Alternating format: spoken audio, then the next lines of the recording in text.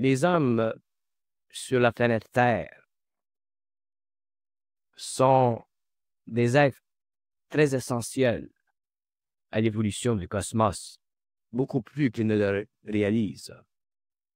Et la raison pour laquelle ils ne peuvent le réaliser, c'est parce que leur vie, essentiellement, est limitée à l'exploitation matérielle du potentiel de leur existence.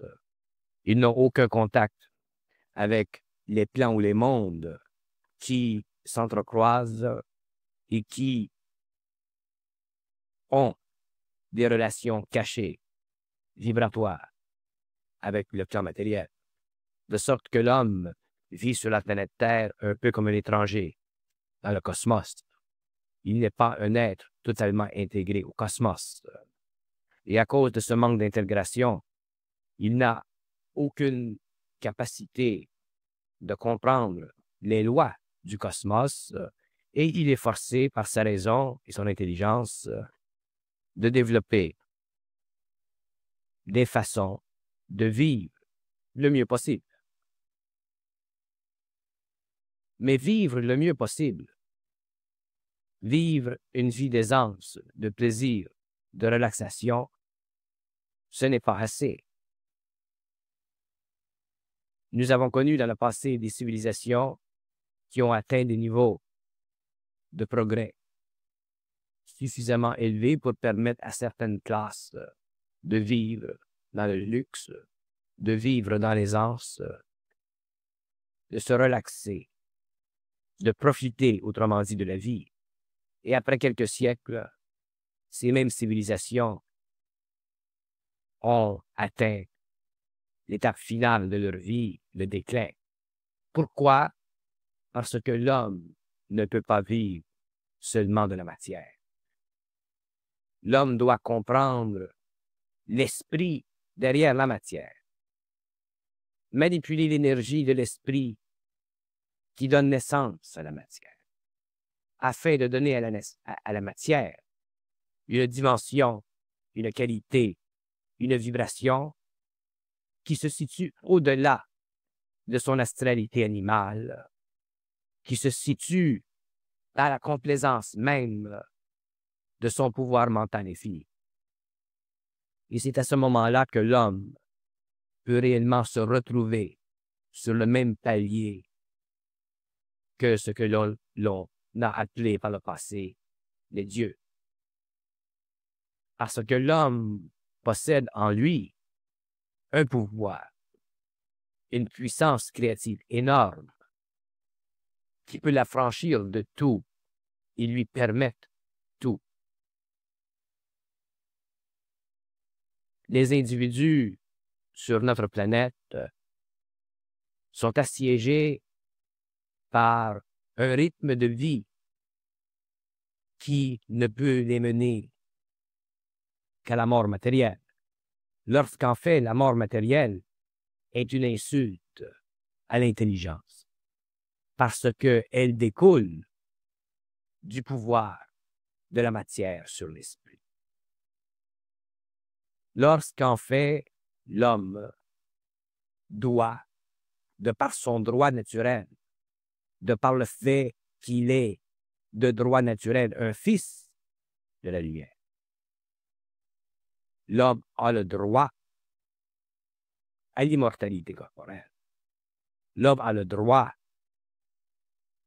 à la reconnaissance des éternels.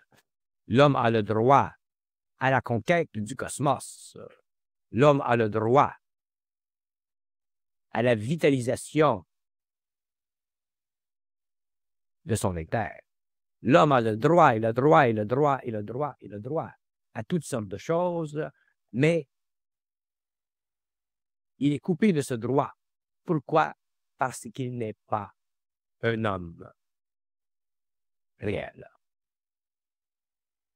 Il est un homme enraciné dans sa nature animale. Il est un homme perturbé par ses propres émotions. Il est un homme incapable de se voir tel qu'il est. Et cette incapacité de se voir tel qu'il est le fardeau de sa vie, est l'impossibilité de sa vie, est l'incapacité de sa volonté. Et ceci dure depuis des siècles et des siècles et des siècles. Lorsque l'on annonce à l'homme qu'il est de son pouvoir de donner vie à une matière nouvelle, lorsqu'on lui dit qu'il est de son pouvoir de commander à la matière, de commander à l'animal, de commander aux éléments, de diriger l'évolution de sa planète, d'être responsable de sa planète, l'homme ne peut même pas s'imaginer de ce que l'on parle. Tout ce qu'il entend, ce sont des mots. C'est une forme quelconque de rhétorique qui peut facilement devenir une philosophie ésotérique ou occulte. Lorsqu'en réalité, ce que nous transposons sur un plan verbal fait partie d'une conscience, d'une sagesse, d'une réalité auquel il appartient, à laquelle il a droit, mais dont il est totalement prodige. Ou plutôt prodigue. L'homme doit devenir prodige, puisqu'il est prodige. C'est pourquoi je vous dis depuis des semaines que vos émotions sont votre plus grand ennemi. Vos craintes sont les remparts derrière lesquels se cachent et se terrent vos émotions. Et un jour, vous devrez, par votre propre expérience, connaître, réaliser le profond de ce que je vous dis.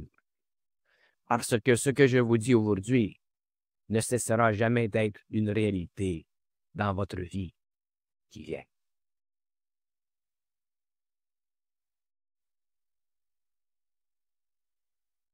Si je vous dis telle chose ou telle chose, je ne vous dis pas ces choses-là parce que il y a chez moi un bon plaisir de vous le dire. Je vous le dis parce que je dois vous le dire. Et il ne reste qu'à vous de subir la présence de ma personne pour en découvrir un jour, dans un avenir plus ou moins rapproché, la réalité. Et cette réalité deviendra votre propre réalité. Le jeu de l'esprit, le jeu des mots, le jeu de la philosophie, le jeu des maîtres, les illusions des maîtres, les illusions de la vérité, les illusions de tout ce que l'on a entendu depuis le début des temps, doit à un certain moment s'effondrer. Et l'homme doit vivre l'effondrement en lui-même. Et c'est la condition supérieure de son évolution. Vous devrez vivre en vous-même l'effondrement de tout ce que vous croyez être. Là où il y aura émotion en vous, il y aura retardement sur les plans. Là où il y aura destruction d'une forme qui captive votre émotion et l'enracine dans la nature animale de votre propre évolution, vous pourrez avancer. Vous trouvez, vous retrouvez, vous voir et regardez combien simple est votre vie et la vie de l'homme. Si je vous parle du mensonge, ce n'est pas pour vous parler du mensonge. C'est pour créer en vous une vibration qui, un jour, servira de miroir à vos mensonges. Qui servira de miroir à vos vérités. Parce que je suis plus intéressé à vos vérités qu'à vos mensonges. Parce que vos vérités sont de plus grands mensonges que vos mensonges. Parce que déjà vos mensonges sont conçus, établis, relatés, compris, acceptés, refusés par vos égaux. Mais vos vérités sont déjà des points d'appui sur lesquels vous avez établi depuis le début de votre naissance l'édifice de votre connaissance. Et cet édifice est fondé sur un sable mouvant, qui est la vérité. Un jour, vous comprendrez que la vérité n'existe pas, que le mensonge n'existe pas, que le mensonge existe parce que la vérité existe, et lorsque vous aurez compris ceci, vous aurez compris ce que je veux dire. Dans tout ce que vous toucherez avec les doigts de votre esprit, vous réaliserez la dualité. Et vous souffrirez de cette dualité. Vous souffrirez autant de la vérité que du mensonge, parce que la vérité provient du mensonge et le mensonge de la vérité. Regardez l'histoire. Et lorsque vous serez libre de cette dualité, vous serez en dehors de la forme et vous aurez compris essentiellement ce que l'homme doit être pour commencer son mouvement, son pèlerinage dans l'infinité de la conscience pure. Tout le reste fait partie de votre expérience. Je vous en suis gré. Je sympathise avec vous, mais je n'ai pour vous aucune sympathie. Je comprends le dilemme de vos pensées. Je comprends les résistances de votre ego. Je comprends votre humanité, mais je ne fais pas partie d'elle. Je m'assieds à votre table parce que je vous aime. Mais vous ne pouvez pas vous asseoir à la mienne sans que j'y consente.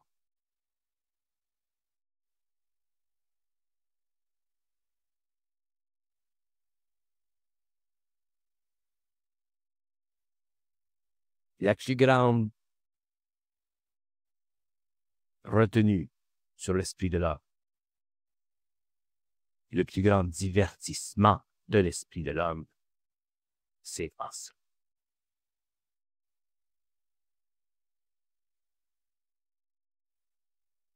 Imaginez-vous ne pas pouvoir penser. Et pourtant, c'est le point de départ de leur boulot. Votre mémoire vous est chère. Vous l'aimez. Vous cherchez à la maintenir. Et pourtant, elle vous retarde. Votre pensée est plaisante. L'écran de votre imagination vous crée des plaisirs de toutes les sortes. Et pourtant, il vous retarde.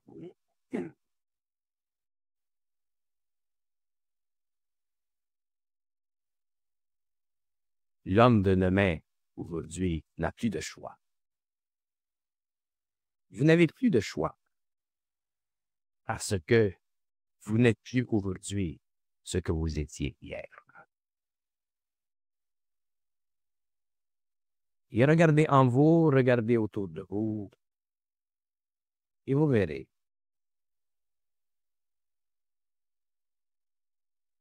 Parce qu'il y a une loi dans le cosmos.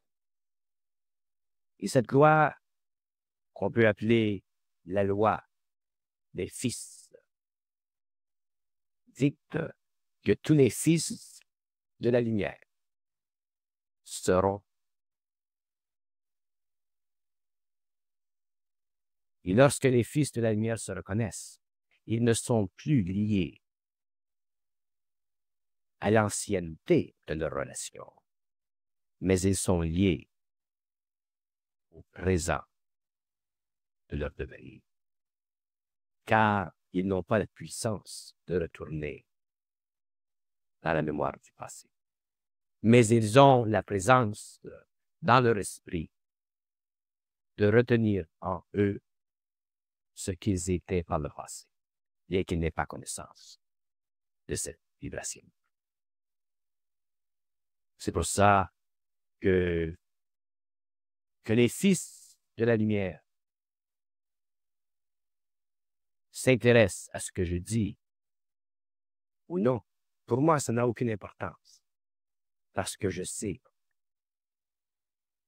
que ceux qui appartiennent à cette race doivent un jour ou l'autre se rencontrer. Tout est écrit, tout est su, tout est connu. Seul l'ego tremble devant l'inconnu. Et ça fait partie de son expérience. Et ça, c'est ce qui le rend centré. C'est ce qui lui donne petit à petit sa nouvelle vie.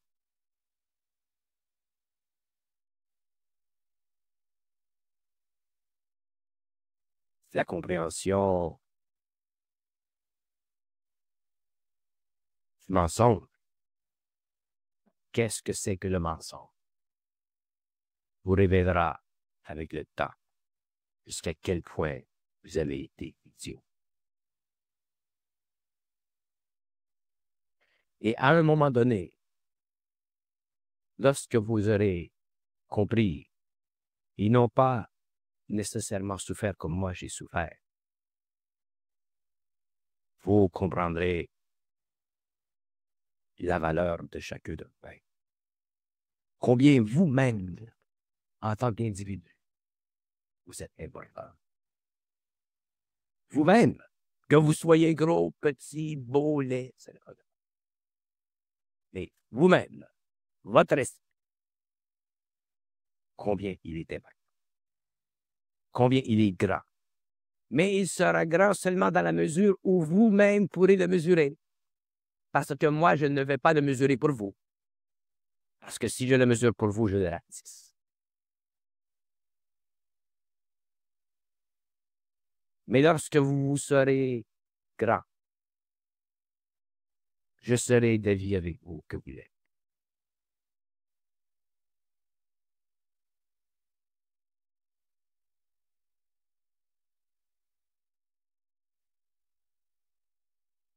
Et cette grandeur ne se mesure pas à la mesure de votre intelligence ou à la mesure de vos maîtrises intellectuelles.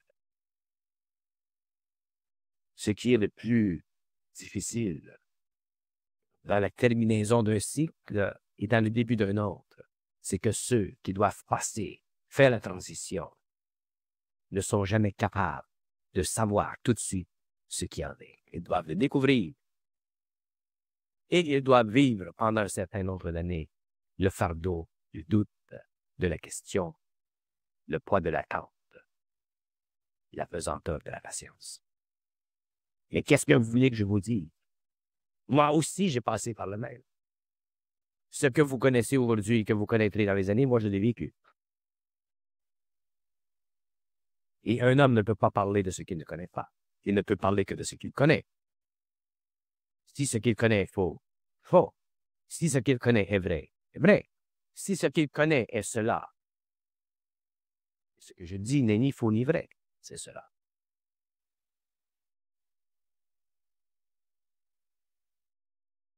Si je vous disais le vrai ou le faux, dans le faux, je ferai de vous des ennemis, et dans le vrai, je ferai de vous des êtres qui ont besoin d'un maître.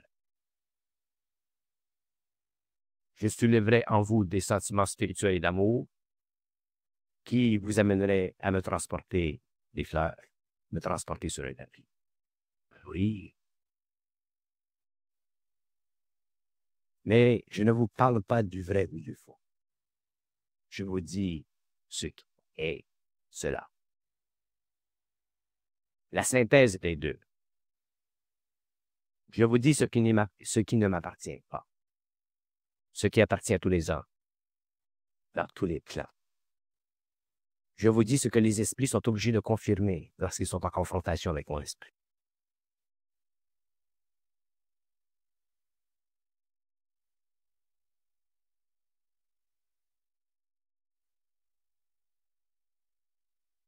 N'occupez-vous pas de ce que vous savez. Occupez-vous de ce que moi je vous dis. Parce que vous ne savez rien. Tout ce que vous savez, je peux le détruire. Parce qu'il est fort. Et un jour, vous devez, par vous-même, détruire la forme. Mais avant de détruire la forme, il faut savoir qu'elle existe. Il faut savoir jusqu'à quel plan, jusqu'à quel niveau elle existe.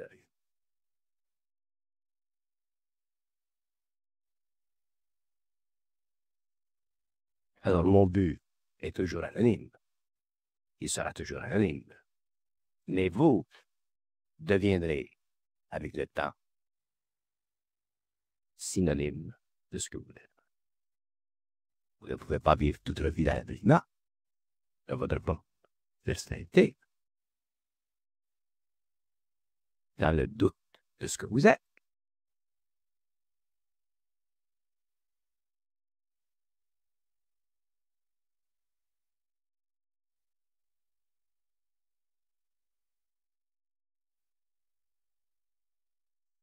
Pourquoi, dans le passé, la vérité a servi à abrutir les hommes?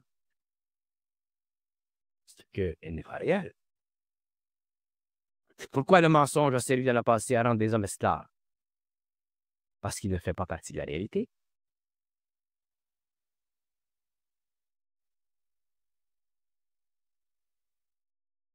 Pourquoi les hommes ont toujours été assoiffés de réalité? Parce qu'ils ont une âme. Pourquoi les hommes ont toujours été attirés à la vérité? Parce qu'ils étaient sensibles à la réalité. Regardez le jeu de l'homme dans son évolution. Regardez le jeu de son esprit. Regardez l'évolution de son esprit et la correspondance avec le développement de son histoire. Et vous voyez constamment au cours des siècles le conflit du vrai et du faux. Mais qui impose à l'homme ce conflit? Ce n'est pas l'homme lui-même.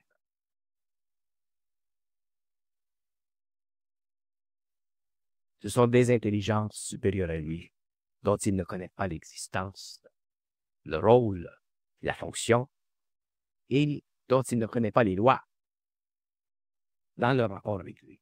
Et il est temps aujourd'hui que l'homme connaisse les lois de l'esprit, comme il connaît les lois.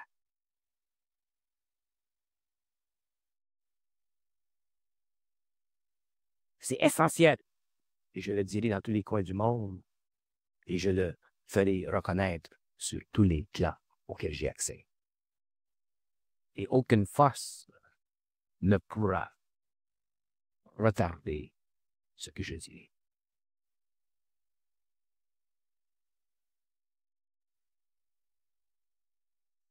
Aucune force ne pourra retarder ce que... Parce que je ne fais pas partie de l'ordre.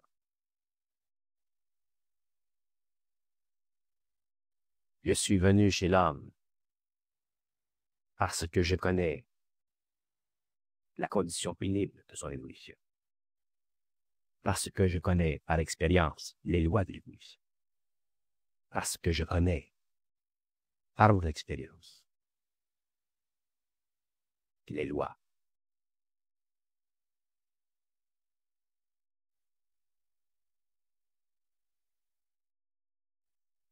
On dit souvent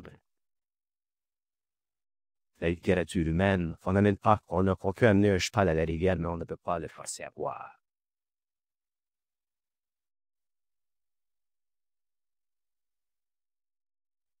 Moi, j'ai dit, je n'amène pas le cheval à la rivière, j'amène la rivière au cheval.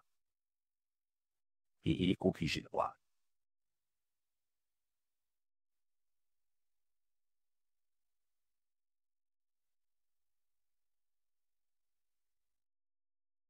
Car la rivière se transporte dans les mots. Sa fraîcheur est dans les mots. Et à un moment donné, lorsque le cheval a chaud, il est forcé de se rafraîchir.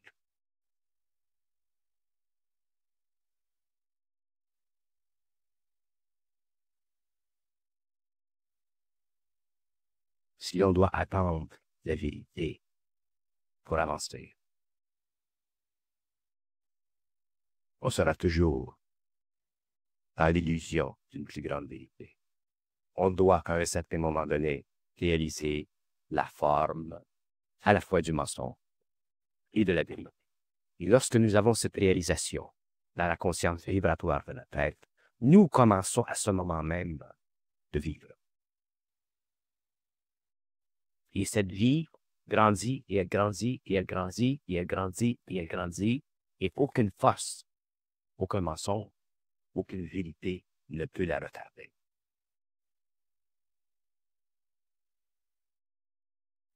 L'esprit devient libre, il devient sûr, il devient de plus centré. Il perd son égocentricité.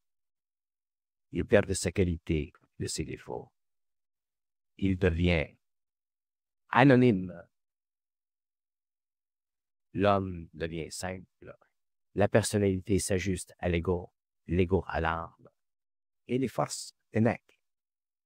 L'homme grandit, les vibrations changent, et un jour, il connaît la réalité.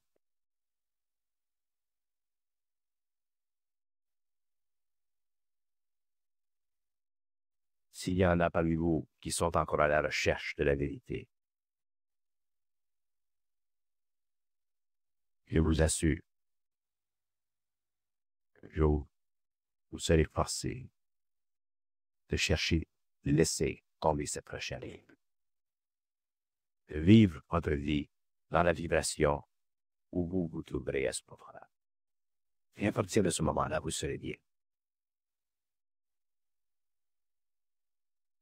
Aisément ajusté à vous-même.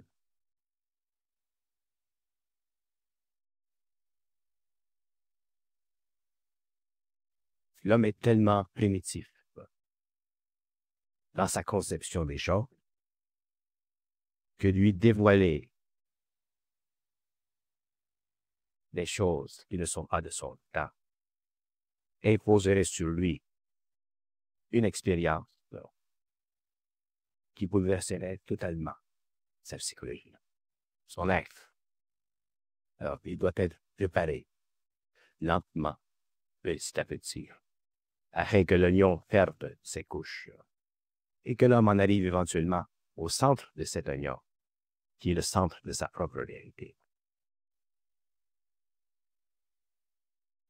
Entre vous-même, dans les années qui viendront, lorsqu'il y aura de l'échange, il sera essentiel que vous puissiez sentir la vibration dans les mots de ceux avec lesquels vous serez en dialogue.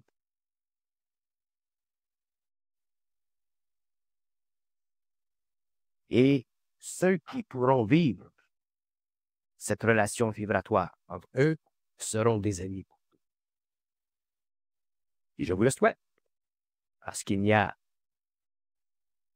de plus grand plaisir que le parler. Et lorsque l'on a dit encore dans le passé que la parole est d'argent, que le silence est or, c'était valable parce que l'homme ne sait pas parler. Mais lorsque l'homme sait parler, la parole est d'or et le silence est prématuré. Parce qu'il y a trop de choses à dire.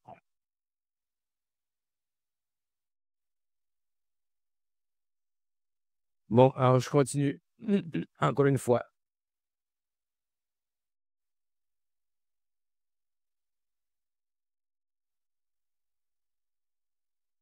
L'homme, surtout l'homme d'aujourd'hui, vit une vie inquiète.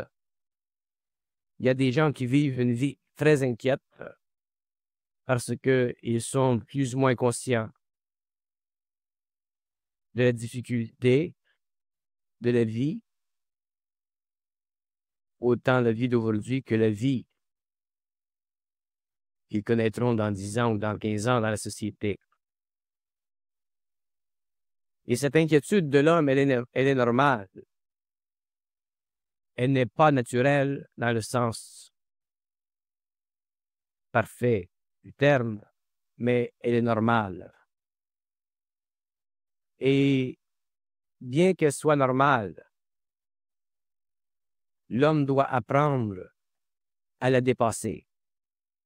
Parce que l'inquiétude est fondée sur l'émotion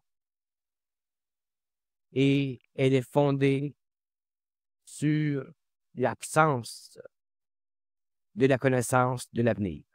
Si l'homme connaissait l'avenir, son inquiétude serait diminuée, sinon totalement éliminée. Mais comme il ne connaît pas l'avenir, son inquiétude est foncièrement dérivée de son état émotif et elle se poursuit pendant des années, même si, de temps à autre, il réussit à créer des placebos pour la réduire. Mais l'homme de demain, l'homme qui intéresse la hiérarchie, l'homme qui intéresse ceux qui connaissent l'avenir de l'humanité, doit, petit à petit, réaliser l'illusion de l'inquiétude. Et ce n'est pas facile. Mais il y a un moyen qui est basé sur la conscientisation de ce même homme. L'homme doit apprendre à s'enligner chaque jour avec chaque jour et non s'enligner avec un futur mesuré à l'échelle de la semaine, du mois ou de l'année.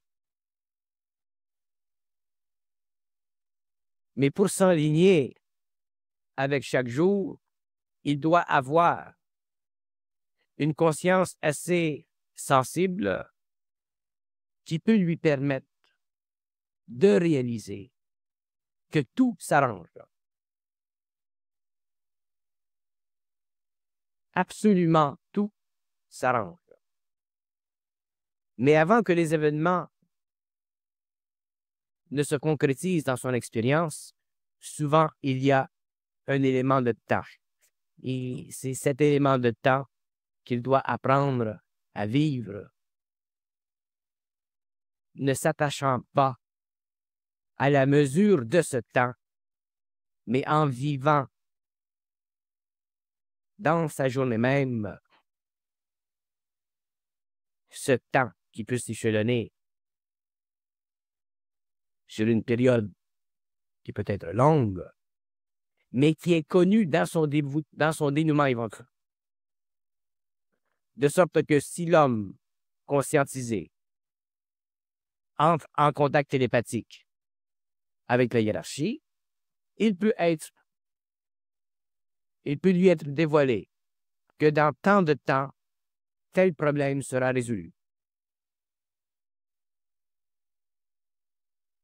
Tant que l'individu n'a pas cette capacité de communication avec les plans supérieurs de lui-même, il est forcé de vivre psychologiquement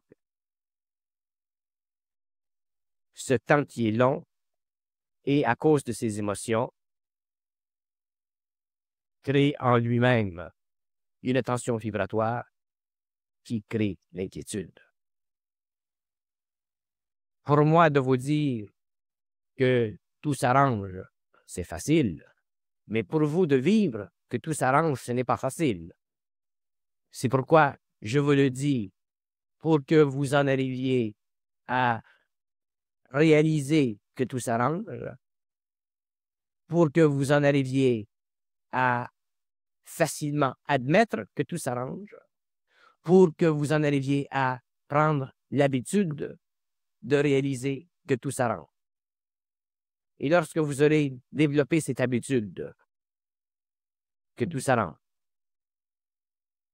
à ce moment-là, ce sera plus facile pour vous de contrôler le temps psychologique qui vous sépare de l'événement futur qui arrangera tout, et vous pourrez vivre votre vie à tous les jours d'une façon plus saine, sans souffrir pour rien d'une émotion qui souvent trahit l'anxiété et l'inquiétude. Il s'agit pour l'homme de toujours maintenir le plus haut niveau d'énergie en lui-même, et ce sont les émotions qui suent cette énergie, qui enlèvent à l'homme ses forces vitales, qui le font vieillir d'une façon prématurée et qui lui empêchent de vivre sa vie d'une façon normale. Tant que l'homme n'a pas de souffrance à outrance à vivre, il lui est très facile, et je sais que pour les gens que je connais, il est facile d'en arriver à vivre leur vie d'une façon assez équilibrée, pourvu qu'ils sont capables d'admettre certains points fondamentaux concernant la dissociation qui existe d'une façon presque perpétuelle entre l'esprit de l'homme et l'esprit dans l'homme. l'homme doit en venir à ressentir en lui la vibration de l'esprit pour pouvoir vivre de cette vibration et non vivre de l'énergie qui émane de son émotion et qui alourdit à chaque jour sa vie matérielle.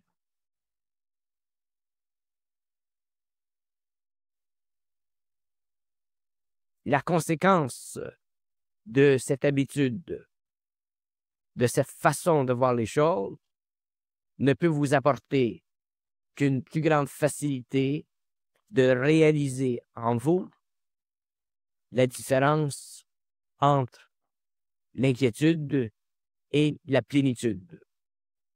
Une plénitude psychologique qui est réelle, une plénitude psychologique qui est liée à vos activités, une plénitude psychologique qui est liée à votre action créative, contre la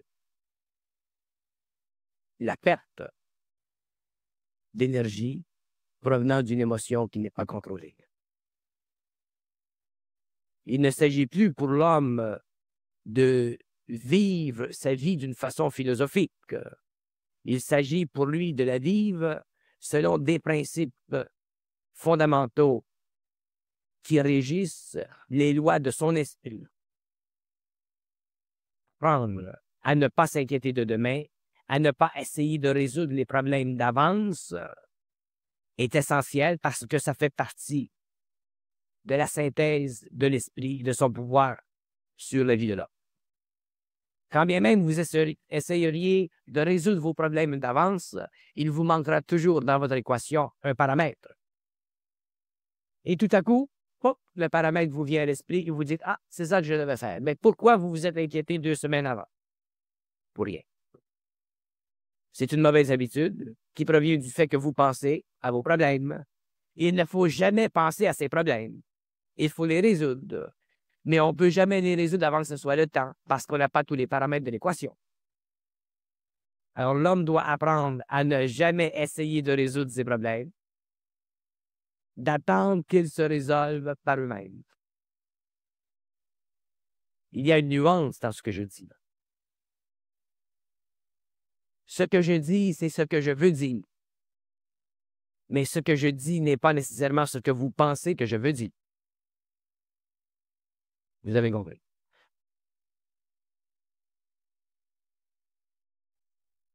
OK.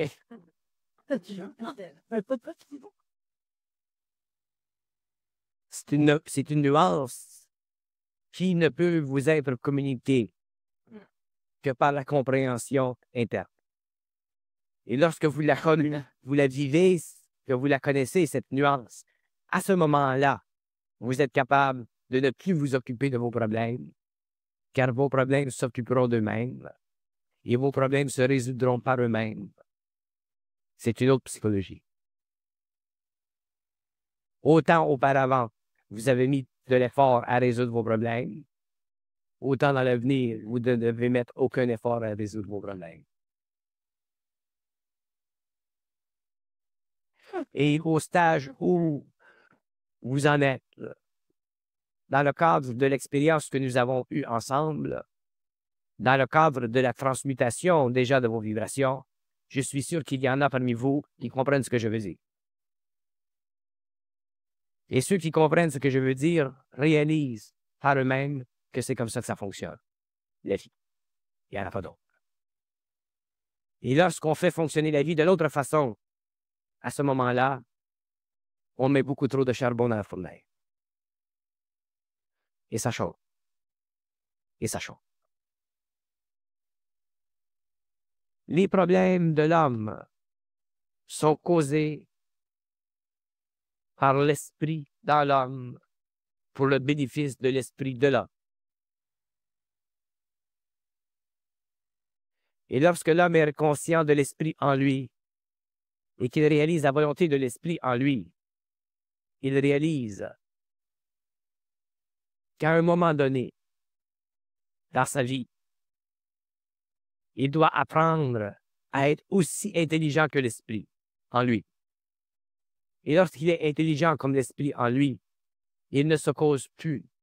il ne vit plus de problème parce qu'il a fait échec à la vibration planétaire en lui qui provient de l'ingérence dans sa vie de certaines forces qui sont salutaires à son évolution, mais qui sont liées au mal planétaire. Alors l'homme, dans son action de tous les jours, en arrive éventuellement à se soustraire de plus en plus des forces qui causent ou qui prennent leur origine dans le mal planétaire. Et éventuellement, l'homme ne se crée plus de problème. Mais seulement lorsqu'il a réussi à défier l'esprit en lui, à contrôler l'énergie de l'esprit en lui, c'est-à-dire à développer sa volonté. Parce que l'esprit en lui est volontaire, lui est le récipient de cette volonté et subit la volonté de l'esprit en lui. Tant qu'il n'est pas conscientisé, il ne réalise pas que l'esprit en lui se sert de la vie pour faire vibrer son corps mental, son corps astral, autrement dit, pour créer en lui une souffrance. Mais lorsqu'il s'est conscientisé, qu'il connaît la loi de l'esprit en lui, qu'il peut parler avec l'esprit en lui, qu'il peut entrer en collision avec l'esprit en lui, qu'il peut s'affermir contre l'esprit en lui, qu'il peut dialoguer favorablement envers lui-même contre l'esprit en lui. À ce moment-là, il est capable de créer un nouvel ère dans sa vie personnelle et commencer à contrôler sa destinée, c'est-à-dire à faire ce qu'il veut et non ce que l'esprit veut qu'il fasse pour créer en lui de la souffrance. L'homme, à ce moment-là, est dans un état de centricité et plus il devient conscient, plus il est dans les vibrations, plus il est dans la force de la vie, plus il peut neutraliser toutes les vibrations, les énergies qui cherchent à lui créer des problèmes. Et lorsque l'homme n'a plus de problème dans la vie, à aucun niveau de la vie mentale, de la vie émotive, de la vie éthérique, de la vie matérielle, il est prêt à entrer dans les visibles.